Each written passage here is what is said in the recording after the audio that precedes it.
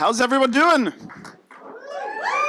You know, it's a tough act to follow 30 minutes talking about tequila, but we'll do our very best. So, hey everybody, Dan Horowitz. I'm from Integral Ad Science. For those who don't know us, we are the leading global media and optimization platform. We provide the industry's most actionable data to drive superior results. Super excited to be here at the end of today's Brand Innovators session, talking about something that we really do best, which is helping brands stay true to their purpose. In practice, what does that mean? We help brands like Kenvue and Samsung, who's sponsoring today, as well as Razorfish, make every impression count through comprehensive data that makes sure their ads are fully in view, seen by real people, and are in brand safe and suitable environments. If you'd like to learn more about us, come grab a tequila with me after, and we can talk more about how we can help drive media quality efficiency and ROAS in 2024 while protecting brand equity and purpose. So thrilled to be here with this esteemed panel today from Kenvue, Mondelēz, Sienna Naturals, and Razorfish to discuss what marketing with mission and inclusion truly means. This is personally near and dear to my heart here at IAS because our mission is to drive trust and transparency across the digital media ecosystem and make the internet safer for all. So to kick things off, let's have all of our guests. We can start with Eden over to my right, introduce themselves, say what they do, and to make it a little fun and relevant to our topic, why don't they share a personal mission or purpose for 2024? Okay, thanks, Dan. I'm Eden Zeilo. I'm the Director of Marketing for Sienna Naturals, a plant-based, proven textured hair care brand that is co-founded by Issa Rae and Hannah Job. And my personal mission is to close the racial inequality gap in the U.S. So the wealth gap currently sits at $11 trillion in the U.S. alone. Wow. Hi, everyone. This is Channan. I am the North America Director for Strategy for Kenvue. Kenvue is the world's largest consumer health company. We were erstwhile Johnson & Johnson Consumer Health, and we just broke apart and became an independent organization last year. Personal mission is to contribute. I feel like everybody, if they can do what they need to do, we're just bringing up the community as we grow ourselves. So that's my personal mission. Nick Chidiac, Chief Strategy Officer at Razorfish. I think I got this question wrong, by the way. I don't have a noble personal mission or vision right now. I think I interpreted this as what do I want to try and do by the end of 2024. And I have a goal called 25 by 25, which is basically spend 25% of my time doing something I wasn't doing before by the end of, by the time we get to 2025. So nowhere near as noble as my esteemed panel. It's measurable. It's good. Yeah, I also got it wrong, but I rethought it in my head, so I'm ready. Hi, everyone. I'm Sally Barton. I lead marketing excellence at Mondelēz. And my mission, not just for this year, but generally, is to support education and opportunities for anyone, no matter what your socio-economic background. So anything to do with mentoring, supporting young folks who just don't know how to get into an industry, anything like that, just really kind of making the playing field level there. So welcome to our panel. So starting off, given that almost everybody today talked about generative AI and ChatGPT, let's start off and define what our panel means as ChatGPT defines marketing with purpose and inclusion as creating meaningful, respectful, and socially responsible marketing strategies that resonate with a diverse audience and contribute positively to society, while also aligning with business goals. So with that in mind, let's run down the line again. I'd love to hear how you personally or your company would define marketing with inclusion and marketing with purpose. Eden, let's start with you.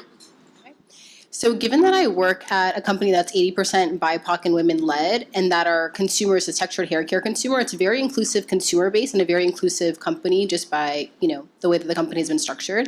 So for me, the way I think about inclusive marketing and what that means to me is really being authentic in serving this consumer and in serving myself. So it's putting myself in their shoes and vice versa. And I think it's been very easy for us to do that at Sienna Naturals and some of the other organizations that I've worked with because I've always been kind of focused on this inclusive consumer. Channan?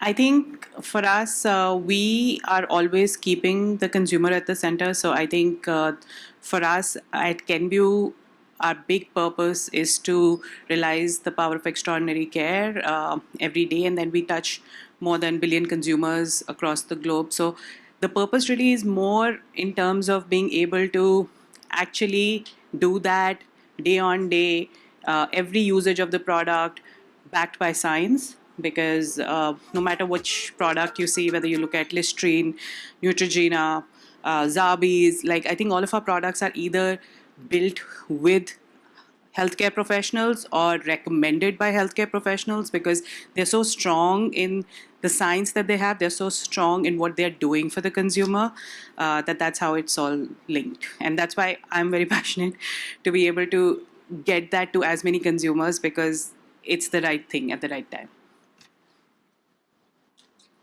So I'm a bit of an anomaly in this group where I get to interact with lots of different brands, and the definition of purpose can vary significantly. You have some brands that will call purpose ultimately a social mission. You have other brands that will, for example, a tequila brand that will call helping make people better hosts a purpose as well. And so I think from our perspective, a purpose is having a clear definition of why you do what you do. And it could be the former or the latter. And I think the way we try and at least push on purpose is kind of 4 components. Number one is obviously the one that everyone knows very well right now are you credible? That's number one. Number two, is it motivating both externally, right, to consumers, but importantly, equally as important, internally? Can you recruit against it? And then the third and probably most important one is it competitive? Does it help you compete in the market? I think we always talk about what Dove did now almost 20 years ago. There was a competitive benefit at the core of Real Beauty, and it was the first ad that was in London said, as tested on real curves. And so there was a purpose there, but it was also competitive. It helped differentiate Dove in the market. And so a much broader view of how we view purpose, but we ultimately think of it through those lenses. I'll keep it brief because we've heard some great definitions of purpose. So at Mondelēz, we have brands like Oreo, Triscuit, Cadbury. These are all brands over 100 years old, all of them. And they all started for a reason. They all had a purpose when they were brought into the world to serve consumers and make their lives better in some way. And now we see the opportunity to extend that purpose and do something good with it. So I think a lot of what we're talking about today is more in that field of purpose, that social purpose, and how we drive inclusivity in that way. And so it's a beautiful thing as a marketer and a big business to find ways to do good and to take those purposes and take them out into the world and make a positive impact in consumers' life over and above giving them a delicious cookie or some creamy chocolate. Awesome, thank you. Sally, to play off what you just said, you talked about inclusivity. It was obviously a big theme throughout all the panels today. We heard it from MasterCard and OkCupid and Samsung. I want to dive into that a little more deeply and talk about marketing with inclusion. According to IAS research, 66% of consumers say it's important for a brand to promote D&I initiatives. Eden, let's turn over to you. How would you ensure that inclusion and DE&I is truly adequately addressed in all of your marketing efforts, in all of Sienna's marketing efforts?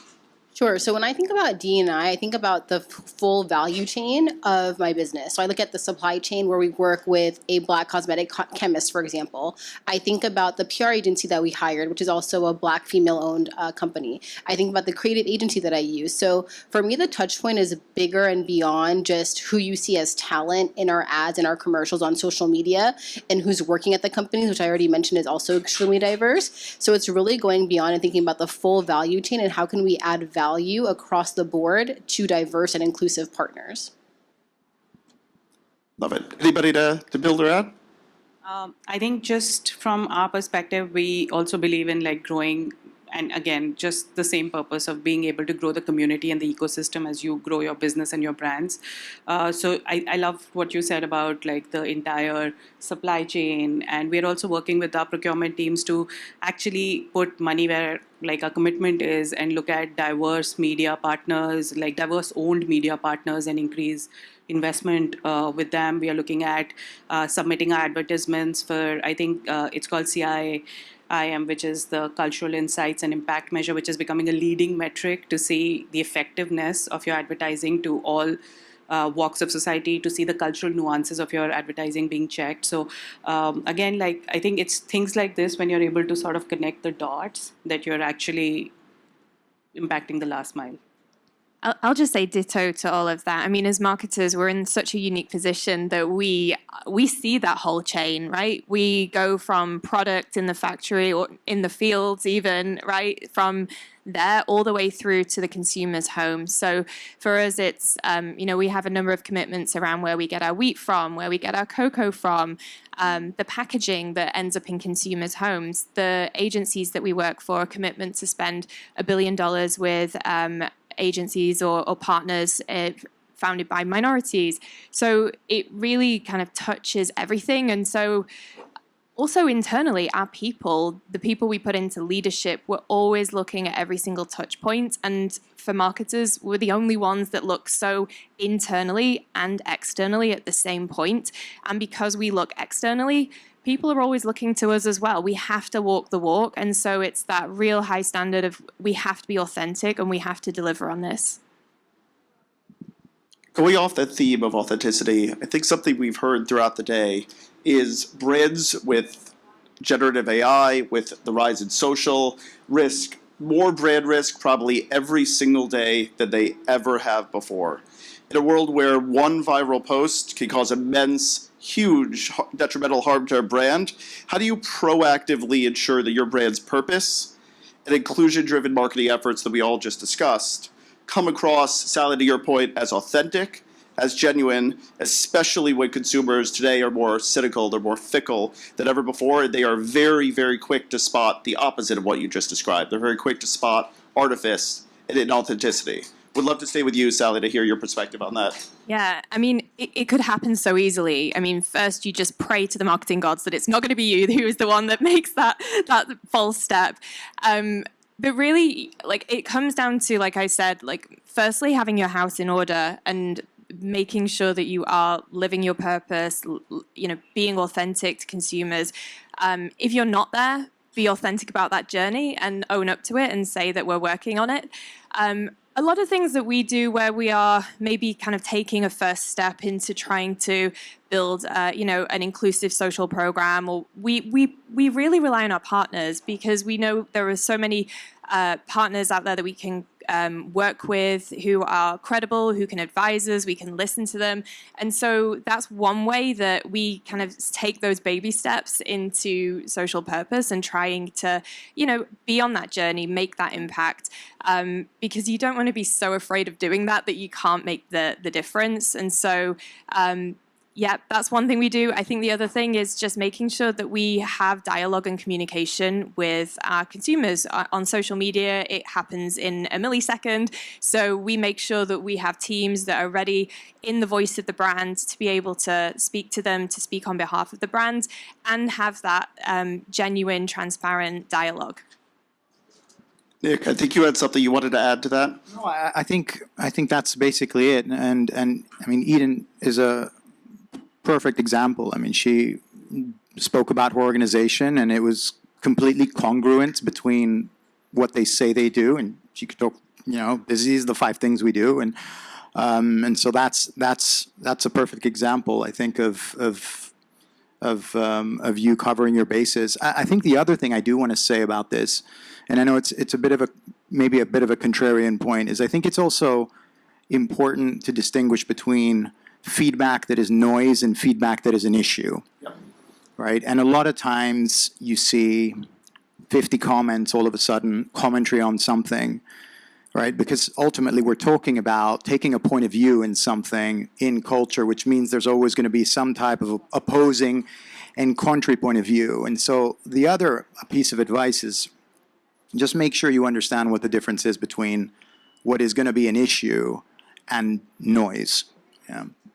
Thanks, Nick. If I could add one more thing to that, I think that consumers are looking for brands to be really responsive and authentic. So if you do make a mistake, the brands that tend to fare well are the ones that have their founders going on social media and apologizing.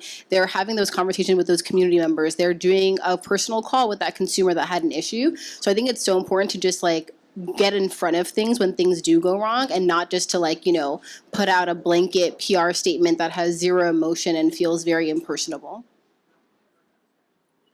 So let's switch gears a little bit. I think the first few minutes of this was really focused on the guardrails and defining what inclusion and purpose means within the marketing ecosystem and the supply chain. Let's talk a little bit about who's doing it well and best-in-class examples of work. Eden, let's follow up and talk about some of the examples. I think your portfolio, both at Unilever and Sienna Naturals, are doing truly best-in-class work around inclusion and purpose, really sticks out. You were talking in the prep call about this concept of community commerce and how it's led to really Hall of Fame work, both from a consumer standpoint and a supply chain standpoint. I'd love if you could define that for the team and then talk about where it actually led to. Sure. So community commerce is a term that I learned at Shea Moisture. It was coined by its founder, Rich Lou Dennis. And what it means is lifting up communities via commerce. It's the opposite of philanthropy.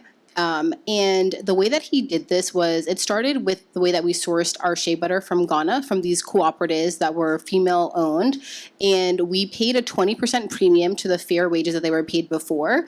And outside of sourcing this shea butter for them, we didn't do anything else for them. But we saw that they themselves in their community, they sent their kids to school, they were able to afford healthcare, they actually built schools on their property, and they were able to lift themselves up in their communities. And that to me was the prime example of what community commerce is. Beyond that, Shea Moisture also has a commitment of donating 1% of net sales to Black entrepreneurs via education. It could be through crisis relief funds. So there was $1 million COVID relief fund that was done back in 2020. And again, through that, it's this idea that by funding these businesses, we're helping close that racial wealth gap, which is, supportive of the broader purpose of Shea Moisture as a brand as well. And so to me, I've kind of taken those lessons and figuring out, when we're doing work, when I'm thinking about what I want to do at Sienna Naturals, since this role is new for me in terms of the purpose work that I want to do, what can I do outside of philanthropy and kind of direct giving that can really help and build the communities that I'm serving up? There was an impact report that we did at Shea Moisture that found that through this, all of these funds that we were, kind of giving through this community commerce model, we've been able to create 18 Black and brown millionaires over the past, 20 years of doing this program.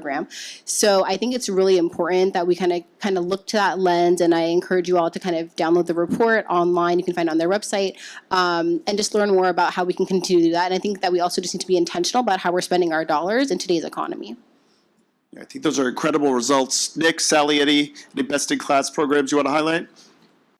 I mean, I am such a big fan. I mentioned Cadbury earlier. I have a purple heart, I think. I worked on Cadbury in the UK. It is the best. And it's a brand that when it was first created, the owners, the Cadbury brothers, believed in creating a good working life for all. So they built what they called a factory in a garden. And I'm sorry if I've bored anyone with this before. But, they made sure that the workers had a real life work balance, and they had, sports clubs, et cetera, et cetera. And so this spirit of generosity has just landed through the ages. And we're, over 100 years later, Cadbury still does programs that are all about generosity. but they also tied it to social impact. So one of the programs I love the most, and by this point I was in the US, so I can't take credit. I'm just like applauding for them from over the ocean. They did something called Donate Your Words, and this was really looking at the elderly population in the UK. They had this insight that many people would go for days without speaking to anyone, so they took the words off the Cadbury wrapper and made a donation to Age UK and raised awareness of this loneliness epidemic.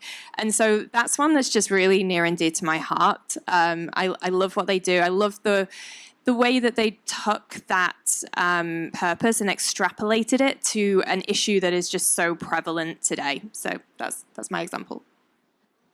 Well, I think the examples are great, but I would say there's a lot of pitfalls in doing inclusion and purpose-based marketing. A lot of people try to do it, and you go back to the point, Sally, that we talked about with having a very cynical and inauthentic audience base. There are a lot of traps that people can fall into. So we have a room full of marketers. I'd love let's start with Channan, and then we could go to Eden. What are some of the challenges and potential pitfalls that some of the people in the room could potentially face as they're working through these kind of marketing efforts, and any advice that you could give everybody in the audience? I think to be able to have it's the world is changing really fast, and it's a very diverse ecosystem, and it's also one of those things that we have to be in and adapt to at like a lightning speed. What works for us, and probably works for a lot of us here, but would be to have like an escalation process internally, like have very strong guardrails that are communicated to everybody in the organization, so everybody's on the same page on what is unsuitable, what is unsafe, to be able to have like an escalation process that is also got the right stakeholders to take a quick call. I think probably that's the way to be able to tackle it. Yeah, so I would say one of the challenges that I've faced is I've always been over-serving this underserved consumer. And I think when you're doing that, you find that this mass consumer might not necessarily feel involved. And so the challenge for me has been towing the line between feeling like this inclusive marketing is being inclusive enough, but not too broad, so the core consumer doesn't feel like they're being left out. So I've been like toying that line. And when it comes to I think for me, because I think that my marketing is all purpose-driven marketing, I don't really kind of like differentiate it. But in terms of the purposes and the things that we're going to get behind, I think that number one, I look to do a lot of research and have like numbers and stats. So, things that I've mentioned earlier in my panel, and kind of sharing those with the consumer to share like why we want to support this cause or we want to support this issue. And then it's sticking to one lane and not trying to support every issue. Yes, you can support cancer, you can support entrepreneurship, you can, support, like refugees in another, you can do so many things, but it's like, how do you as a company pick one lane and think that's something like really true to yourself, so you're not spreading yourself thin, and sticking to that, and then showing the impact. So really being able to say, here are the numbers of what your impact has made, and bringing your community along with you to show those numbers.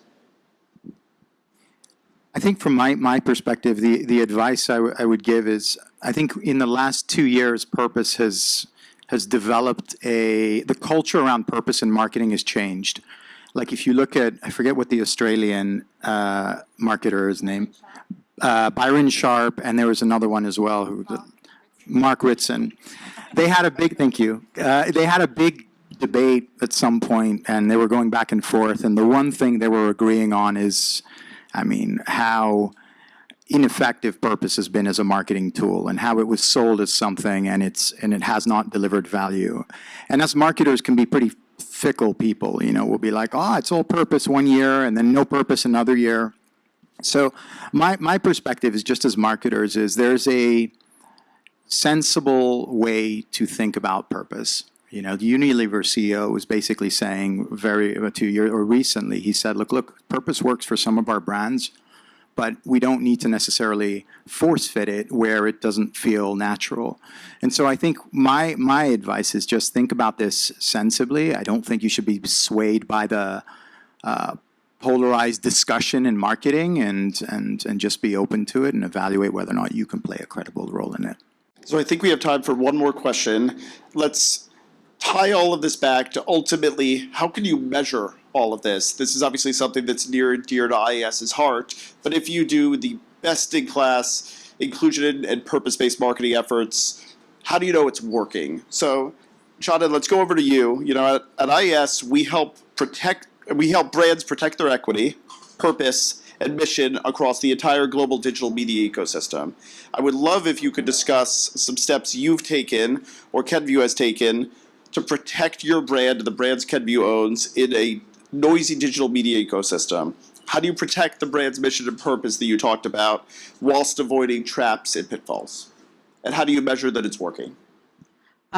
We just to like connect to what I was saying earlier, we have a brand content guideline, which is a document that has our view, which is Kenvue's view on what is unsafe content, what is so, and we share that with all our marketers, with all our agency partners. We also are not super prescriptive because the media buyers should have some window to be able to play in this noisy ecosystem. But what we do is that we make it super clear that this is going to be unsafe across all context, because context is everything, right? And it keeps changing. So once you've done that and you've aligned and you look at that on a quarterly basis, on a monthly basis, basically you go through events and then you suddenly realize that you go back and you make changes. Working with media partners who are going to mitigate our risk is obviously number one. Number two is to have like a URL list which has its exclusions, and you're maintaining it on a live basis. And then as you go live, then you're able to see which are the unsafe pieces. So we are super lean on that because we want not all content to not go forward. But we are very careful that whatever is something that is unsure, unsafe, goes through this process of escalation procedure, looking at everybody's view approval from like a cross-functional team. So we take quick action, and that's how we are able to maintain. And IS is super helpful in that as well. So thank you. Thank you. So as we wrap up, I'd love to ask our whole panel one last rapid-fire question to hopefully encapsulate the power of purpose and inclusion-driven marketing. And that is, let's just go right down the line. What is one word that will guide your purpose and inclusion-based marketing efforts in 2024? Mine is authenticity. Everyone together. Effectiveness. Grace. Well, I'd like to thank our esteemed panel and thank you for listening to us talk about marketing with purpose and inclusion.